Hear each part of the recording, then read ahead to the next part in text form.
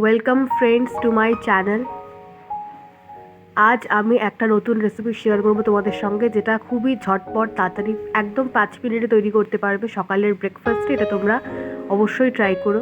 এটা বানানোর জন্য প্রথমে একটা পাত্রে আমরা বিভিন্ন ভেজিস নিয়ে নিচ্ছি, যেমন ক্যাপসিকাম, গাজর, পেঁয়াজ দিয়ে দিচ্ছি একে একে।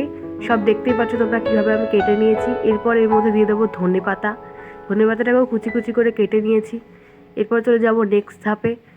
এর মধ্যে অ্যাড করে দেবো মটরশুঁটি। তোমরা চাইলে অ্যাড করতে পারো বা চাইলে স্কিপও করতে পারো। এরপর দিয়ে দিচ্ছি মেয়োনিজ অ্যাড করে দেবো।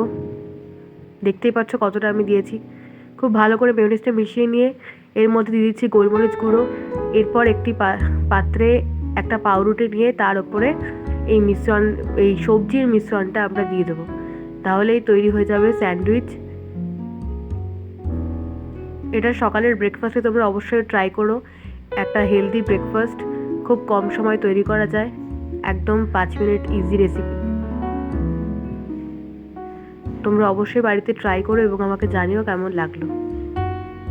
Thank you for watching. ভিডিওটা ভালো লেগে থাকলে তোমরা অবশ্যই লাইক, শেয়ার এবং সাবস্ক্রাইব করে দিও।